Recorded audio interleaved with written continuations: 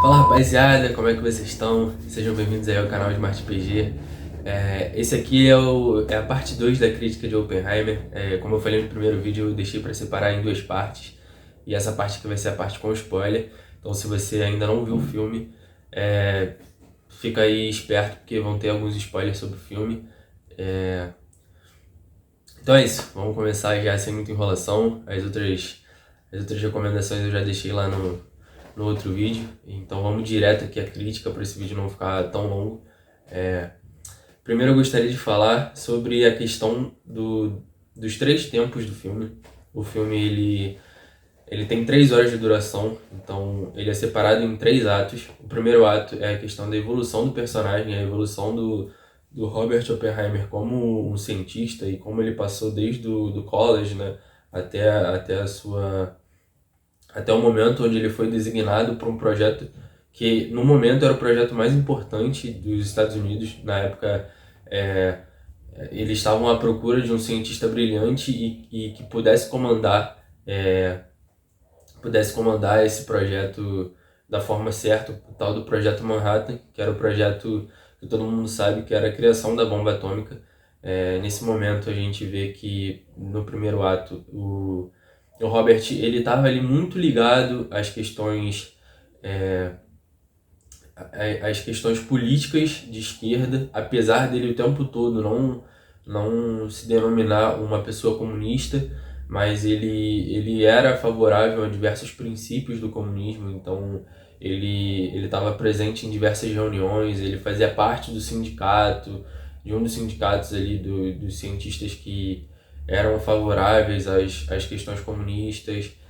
O seu irmão, ele é muito retratado ali, né, em algumas cenas como uma pessoa muito ativa, o seu irmão, a sua cunhada, e ele acaba também se relacionando com uma pessoa, uma mulher que é totalmente ligada ao comunismo, interpretada pela atriz Florence Pugh, que é a atriz aí que tem ganhando muita notoriedade em Hollywood. Ela faz a irmã da Viúva Negra no filme da Scarlett Johansson. Então, a gente vê ali como ele está intimamente ligado a tudo isso, a todas essas questões, mas o tempo todo ele não se vê como uma pessoa comunista, apesar de estar muito dentro dos ideais e de discursar sobre os ideais e de, sabe, estar ali no sindicato. Então, assim, a gente vê esse contraponto, e isso vai ser um fator principal para o julgamento dele no final. Vou deixar para falar isso na terceira parte.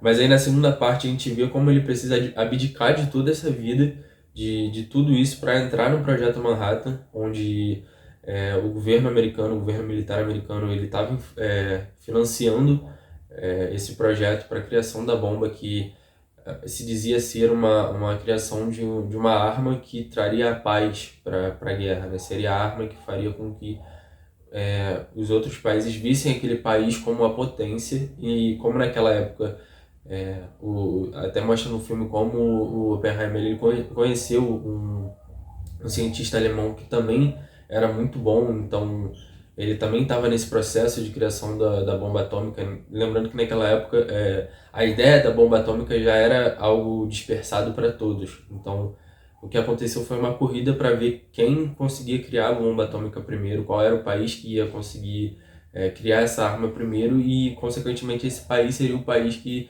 ia deter ali o poder e a influência mundial pela sua criação, né? Então a gente vê a União Soviética se prontificando para ter a sua própria bomba atômica, a Alemanha também, e os Estados Unidos, que buscou o Robert Oppenheimer como seu cientista principal, como a mente pensante, o famoso pai da bomba atômica. E aí no segundo ato a gente vê essa criação, como foi toda a montagem do Projeto Manhattan, como ele escolheu os seus cientistas que iam ajudar ali a dedo, e como essas pessoas foram fundamentais nesse processo, como ele conseguiu achar um lugar onde ele morava antigamente, né? E ele encontrou um lugar chamado Los Alamos, que foi onde eles criaram toda uma cidade ali para que esses cientistas se sentissem em casa, para que eles pudessem levar suas famílias e que todos convivessem juntos ali, para que eles não se dispersassem ali do projeto enquanto eles estavam fazendo. E aí a gente tem o ápice do filme, que para mim não significa o ápice da história, tá? Deixando bem claro. não significa o ápice do enredo, né? Porque ali não era o foco. O foco do filme nunca foi a bomba atômica, sabe? O foco do filme sempre foi a relação do Robert Oppenheimer com as outras pessoas.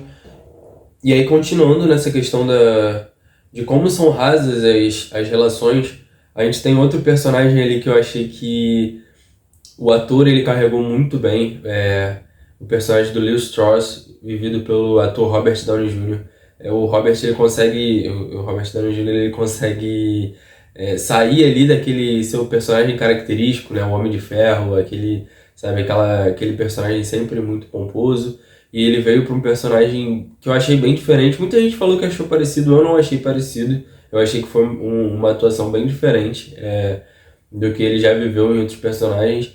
E eu achei que ele se sobressai muito quando ele tem tempo de tela, mas de novo, mesma questão que eu falei, quando a gente vem na questão da profundidade ali das relações, eu não consegui sentir uma motivação muito boa para que ele se tornasse ali um antagonista, e a gente percebe ali que no final quem comandou todo esse processo para que o Robert Oppenheimer fosse ser julgado ali foi o Lee Strauss, por causa de um momento onde ele foi, num discurso ali do Oppenheimer, ele acaba humilhando ali, né, de uma forma o trabalho do Leo Strauss na frente de diversos outros cientistas e outras pessoas de muita influência na época, e só isso foi suficiente para que o Strauss ele tivesse ali as suas motivações para, né, armar todo aquele julgamento ali, na medida que o Oppenheimer fosse ser julgado como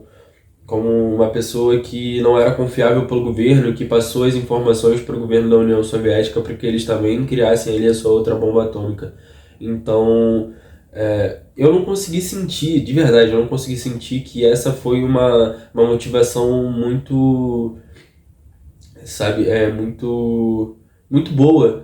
Assim, eu acho que o fato dele ter sido humilhado na frente de outras pessoas de muita influência, por si só, já é uma motivação boa, ok, eu entendo.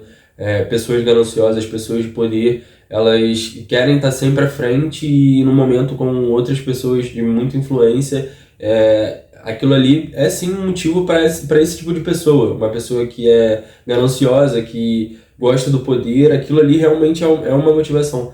Mas eu não consegui sentir pela relação dos dois personagens, sabe? Tipo, o tempo de tela deles dois juntos é muito pouco, sabe? Muito pouco mesmo. Se beirar 5 minutos num filme de 3 horas é muito pouco. E pra mim não foi o suficiente para que ele tivesse toda aquela raiva e no final, sabe, conduzir de toda aquela forma, sabe, por trás. E enfim, a gente vê que no final de tudo a atriz, né, a personagem da Emily Blunt, ela consegue entender ali que quem tá por trás disso tudo é o Strauss, e consegue auxiliar ali, mas de qualquer forma isso não mudou em nada o julgamento de Oppenheimer. Ele continuou sendo julgado pelos seus crimes e foi afastado. Foi uma pessoa que no final de tudo tem uma conversa ali dele com o Albert Einstein, que ele fala, cara, no final de tudo, no final da sua vida, eles vão te chamar e vão te dar ali uma medalha de agradecimento pelas suas contribuições com o governo, mas que nada disso indica que eles realmente estão te premiando, e só assim uma forma deles mesmo mostrarem que o poder está com eles, sabe? E no final tem essa cena, o Robert mais velho, ele recebendo ali a premiação, e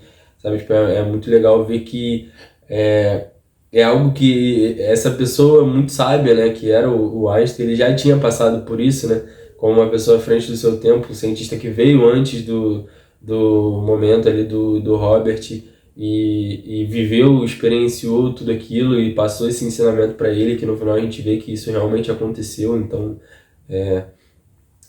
eu achei que, assim, nos poucos momentos de tela do ator que ele interpretou, o Albert Einstein, foi uma das relações que eu mais senti que realmente ele se importava com o Oppenheimer. É até engraçado falar isso, porque a gente tem a relação ali da Emily Blunt, que é a esposa dele, que tá ali o tempo todo junto com ele, a relação do coronel, que é interpretado pelo Matt Damon, que tá ali em diversos momentos ali junto, mas no final eu achei que a relação que mais teve que mais se mostrou ser uma troca entre os dois foi essa relação do Robert Oppenheimer com o Albert Einstein.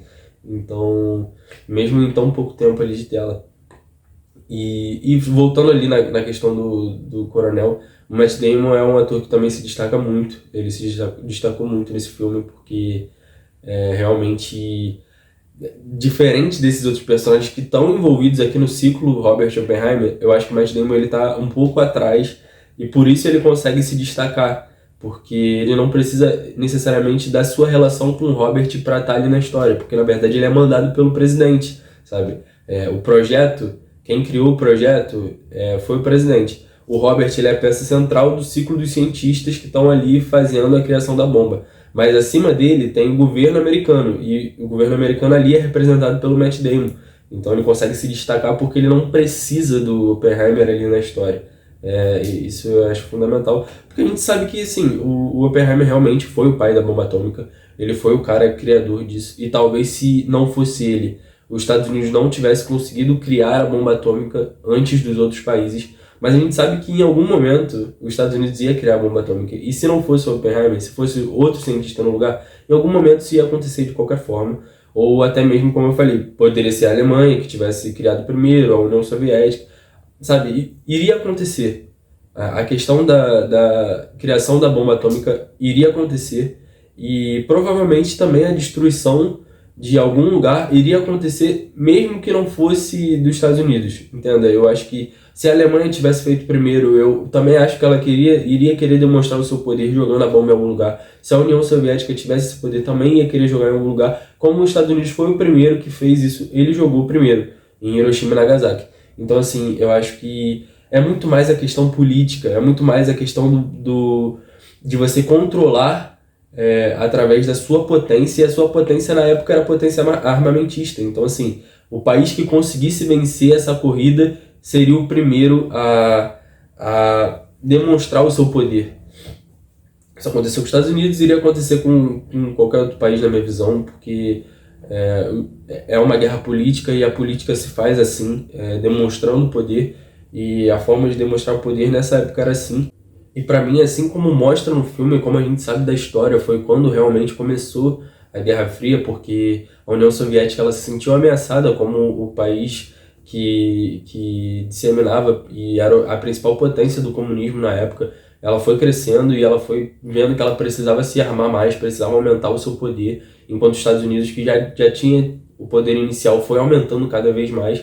E aí a gente foi vendo como a União Soviética financiava os países que apoiavam o comunismo, enquanto os Estados Unidos influenciavam os seus países que estavam ali sobre as suas medidas, e eles acabavam, né, financiando dinheiro, arma e fazendo com que, sabe, esses países menores guerreassem entre si. Foi o caso da Coreia, foi o caso do Vietnã. Então, assim, a gente vê como esse embate ele começou principalmente por causa disso, sabe? Por causa depois da guerra, quem teria o poder mundial? Qual a ideia seria a ideia disseminada que iria prevalecer após uma grande guerra de destruição do mundo, onde algum dos dois precisava ser o foco, sabe? E quem ia deter o foco era quem ganhasse ali as disputas armamentistas, e acabou que a gente sabe que no final de tudo, hoje em dia a gente tem um mundo capitalista, não é pautado pelo comunismo, apesar de ter muitos mundos não, mas muitos países que ainda são pautados no comunismo. A gente sabe que o capitalismo tomou muito mais essa proporção, consequentemente os Estados Unidos se tornou a potência mundial que é. Mas isso tudo foi devido a esse início, sabe? A história começou aí, começou na guerra, começou... Na verdade, a gente pode vir até antes, principalmente da Primeira Guerra, onde os Estados Unidos ele foi um país que ele acabou ali entrando na guerra, mas com a destruição da Europa, né, que até então era o primeiro mundo, os Estados Unidos, ele, como estava longe da guerra, ele se fortificou muito e conseguiu se movimentar para que virasse essa potência que a gente sabe que é hoje, já a partir da Primeira Guerra. Na Segunda Guerra não foi diferente. Apesar de ter sido atacada em Pearl Harbor, que a gente sabe que era ali no Havaí, não foi diretamente afetado, o país não foi diretamente afetado, então de novo aconteceu a mesma coisa e com a criação da bomba ainda mais, se tornou ainda mais a potência, continuou se tornando a potência, continuou ali investindo nos países que estavam ali junto com ele e hoje em dia a gente sabe que é o detentor do capital mundial. Mas a gente vê, e onde eu quero chegar com tudo isso, que assim, como ele mesmo fala, como o Robert fala, numa das conversas com o Albert Einstein, como eu falo, para mim foi a principal relação ali por isso, onde a gente tem muito ensinamento do que o filme quer passar, do que aquela ideia quer passar pra gente no final, que é como tudo aquilo realmente foi o ponto que traz a gente a refletir como o mundo pode ser destruído num estalar de dedos, sabe? Os países hoje detêm um poder que pode destruir o mundo inteiro, pode destruir o planeta inteiro. E no final ele fala, né? Ele fala da frase "E eu me tornei a morte, o destruidor de mundos".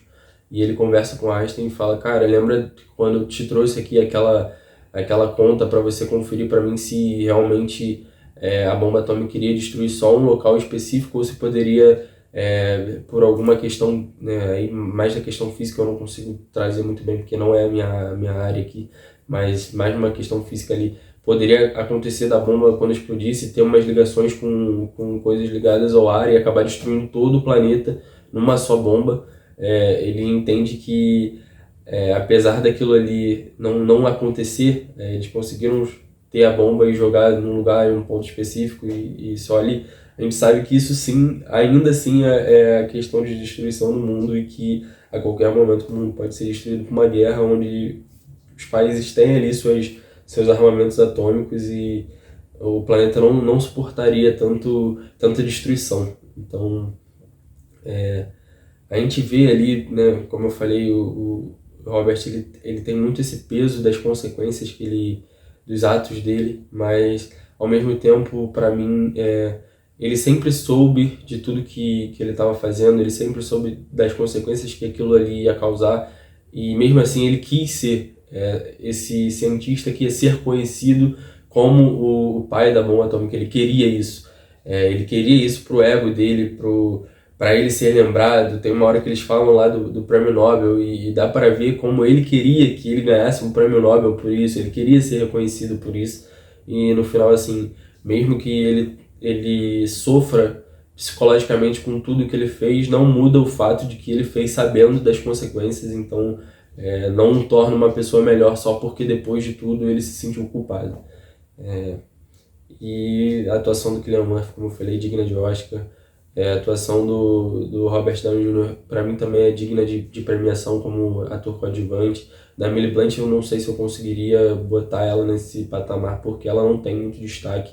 Quando ela tem destaque ela brilha, mas não acho que é o suficiente para ela ser premiada porque realmente ela tem muito pouco tempo de tela. Isso é um problema do filme, do roteiro e não da atriz, entende? Se ela tivesse mais tempo eu tenho certeza que ela ia brilhar ainda mais e poderia sim ser premiada né, ganhar seus prêmios aí com as academias.